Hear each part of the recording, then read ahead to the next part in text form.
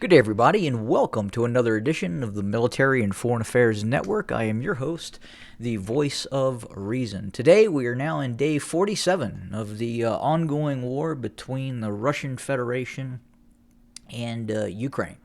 And make no mistake, this is a full-on, all-out war between two European industrialized states that we are continuing to witness. And I understand one side likes to call it something that it may be articulated for the populace inside of the Russian Federation in terms of a special military operation. But at the end of the day, this is a full-on, all-out military conflict. And I think you have to really look at history in terms of the successful preparation of your forces before they go into military conflict. And it would appear that by the Russian General Staff and the Kremlin labeling this as a special military operation that kind of left out the verbiage of something other than a direct war or large-scale military conflict, was not probably preparing its forces to face the kind of opposition they indeed engaged when they crossed the Rubicon and entered the Ukraine. A lot of these Russian forces, supposedly by first-hand reports, in some cases, really did not expect the kind of opposition that Russian forces indeed met up against. I understand that the Russian forces and the Russian General Staff were hoping for a different outcome in terms of the level of resistance and quite possibly hoping for an early capitulation. But unfortunately for them, that did not occur and has not occurred. And I think you have to really go back in history and look at some successful operations, such as the 1944 Operation Overlord, the reconquest of France and Normandy by the Allied forces in World War II. And we know for certain that prior to launching said operation in the early part of June in 1944, the Supreme Allied Commander, General Eisenhower, indeed addressed his forces and let them know this was going to be a titanic struggle. And in fact, some of those personnel would end up getting killed and would not return home. And all the way from the most senior military commanders all the way down to colonels and majors in the U.S. Army, that message was articulated to the leading forces that launched Operation Overlord and the Normandy landings that occurred. So the expectation that significant resistance was going to be met was present, and it was in the minds of those forces. So when those forces engaged in battle, they were not taken by surprise that this was going to be something quite possibly other than what was initially expected. Now, unfortunately for the Russians, I don't believe on the surface that may have been messaged. And again, I think some of these Russian units went into this conflict quite possibly expecting a early capitulation, or hopeful of an early capitulation of Ukrainian forces. And I think that is one of the reasons why we may not have seen or observed an expansive air campaign by the Russian forces prior to sending those forces in, especially northwest and northeast of Kiev. Now, with that being said, I think right now things are changing. We are starting to see the Russians establish a unity of command with one high-ranking general that is now the architect of the operations that are going to probably take place and are taking place in the southeast of the Ukraine area of operations. We are also seeing an expanded and persistent tactical air campaign where the Russians are targeting and going after Ukrainian assets, as opposed to sending in these headlong mechanized operations that result in extensive casualties in some cases for both sides.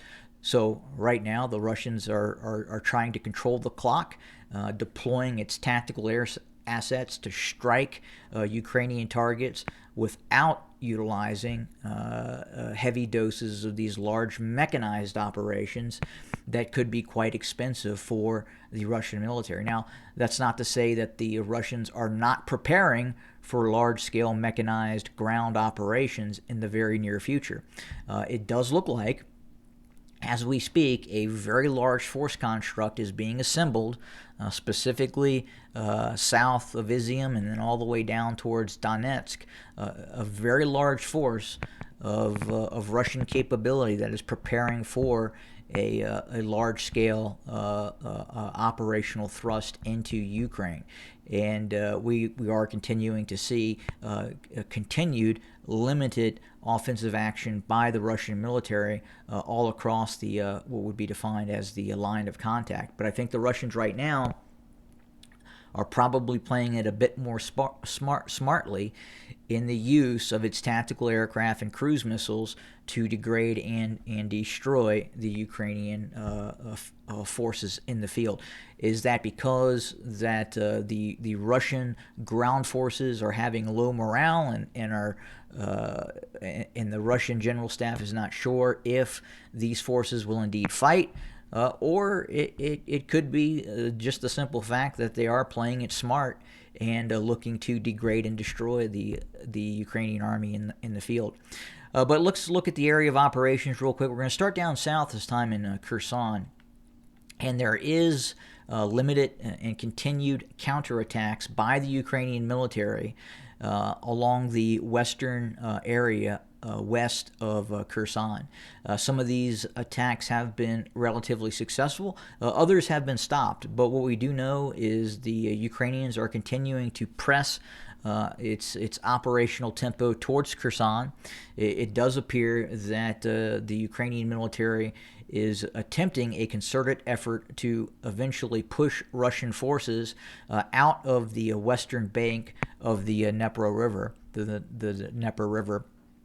But at this point, I think it is a very much a priority for Russian forces to continue to hold on to that west bank of the Dnepr River for possible ongoing operations in the future, possibly 4, 6, 8, 10 weeks from the current date. But the Ukrainian forces are attempting to make inroads. In some cases, they have, and then in other cases, the Russian military, with the use of helicopter gunships and tactical air efforts, have stopped some of these operations by the Ukrainian military, and both sides continue to take casualties in this area of the ongoing conflict.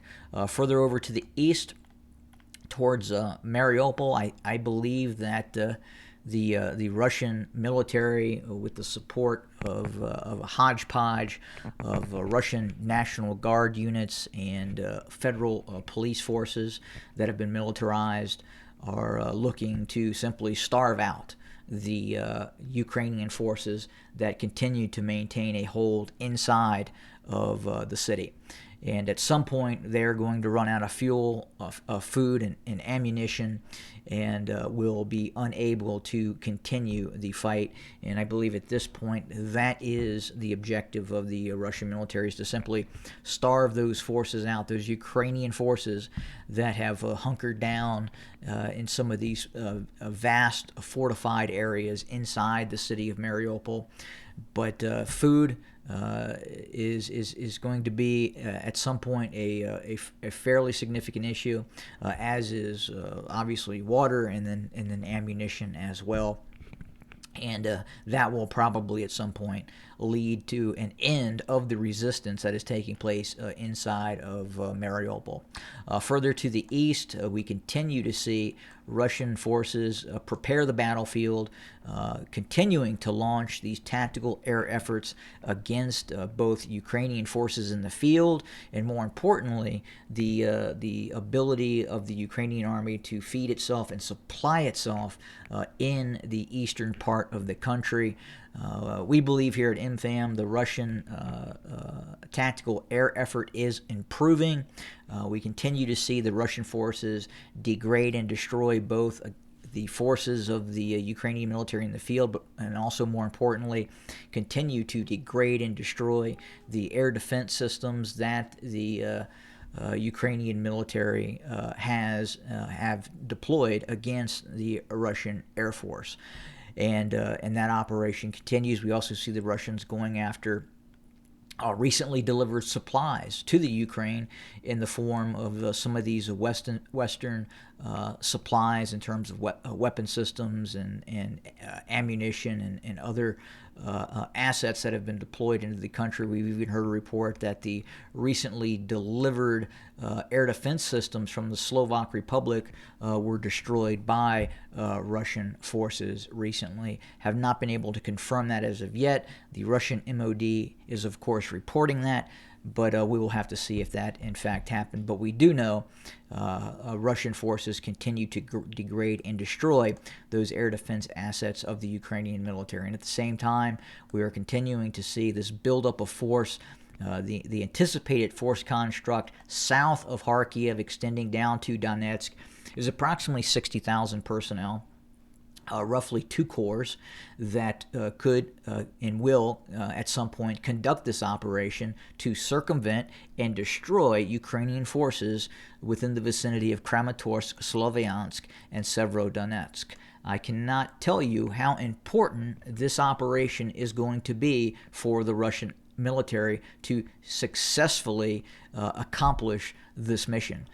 And if the Russians are unable to pocket these Ukrainian forces, again in this area of Severodonetsk, Sloviansk, Kramatorsk, coming from the direction of Izium south, and then obviously from directions both near Horlovika to the north and Popenza to kind of the central area of the operation, running up towards Severodonetsk, ongoing Russian operations have a much less chance of success depending on what that mission requirement is. I would say if we do see a successful encirclement and defeat of the Ukrainian military near Kramatorsk and Sloviansk, and we see those cities taken, obviously the next area of operations I anticipate that the Russians will key on will be Kharkiv.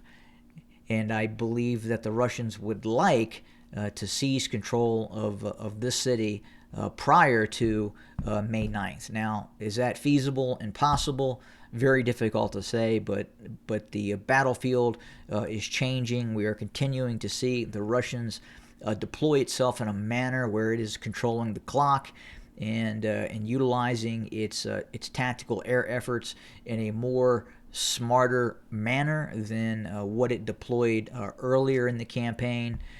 And obviously what we're seeing is the Russians starting to adapt to the nature of this war, at the same time preventing extensive loss of life within its force construct within the confines of this operation. But that's what we have for today. We will continue to monitor, report, and bring you our coverage of the continued war between Russia and Ukraine. Again, thanks for joining us. We will have more very, very soon. Have a great day, everybody.